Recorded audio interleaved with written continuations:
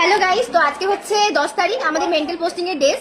আজকে আমাদের হচ্ছে মেন্টাল এক্সামিনেশন রয়েছে। তো এখানে সবাই মেন্টাল এক্সামটা আমরা মনে রাখছি হচ্ছে কার কি পার্সোনাল ডিসঅর্ডার রয়েছে।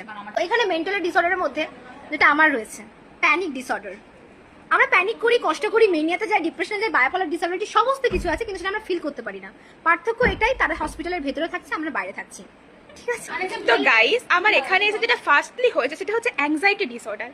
আমার এখানে এসে আমি দেখে পুরো ব্ল্যাঙ্ক হয়ে গেছি সমস্ত কিছু, যে কেন হচ্ছে, কি জন্য হচ্ছে। দেন তারপর থেকে হয়েছে আমার ডিপ্রেশন, পুরো একদম মাথা আমার খারাপ হয়ে গেছে।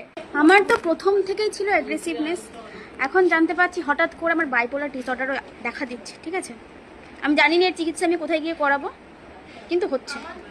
আমার দুটো জিনিসই আছে, শুধু দুটো জিনিস, একটা হচ্ছে ওসিডি আর একটা হচ্ছে ডিলিরিয়াম। আমি যতই পড়ছি না কেন আমার শর্ট টাইম মেমোরি লস হচ্ছে, আর সেটা তো হলো। আর ওসিডি আমি বারবার পড়েই যাচ্ছি, দুটো মিক্স হয়ে গেছে, মানে ওসিডি আর ডিলিরিয়ামটা মিক্স হয়ে গেছে। মানে পড়ছি, বারবার পড়ছি মানে ওসিডি, আর লিখে পড়ে যাচ্ছি ডিলিরিয়াম।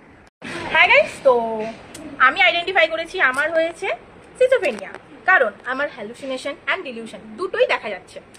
এর ট্রিটমেন্ট আমি জানি না হবে কিনা, তো ভাবছি অন্তরাতেই থেকে যাবো।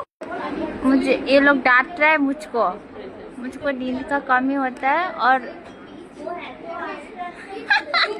গাইস, আমি এখানে ডিপ্রেশনে ভুগছি, ঠিক আছে। এখানে এসে পরে তারপরে আবার রাত হোক সকাল হোক মেন্টাল পেশেন্টগুলো এত চিৎকার করে, মানে এত রাগ লাগে, কি বলবো তোমাদের। ঠিক আছে, এদের সাথে থেকে থেকে কখন রাত 2টো বাজছে, কখন 3টে বাজছে, কিছু বুঝতেই পারছি না। ঘুমও উড়ে গেছে। ঠিক আছে, রাত 2টো বাজলে মনে হচ্ছে ঘুমই আসছে না, তো মনে হচ্ছে যে এখন হয়তো 8টা 9টা কিছু একটা বাজছে। ঠিক আছে, তো ডিপ্রেশনে ভুগছি, ডিপ্রেশন। এখানে আরো 3জন আছে যাদের মনে হয় তাদের কিছু হয়নি, দেখাচ্ছি। দিশা, কেয়া, সুচি।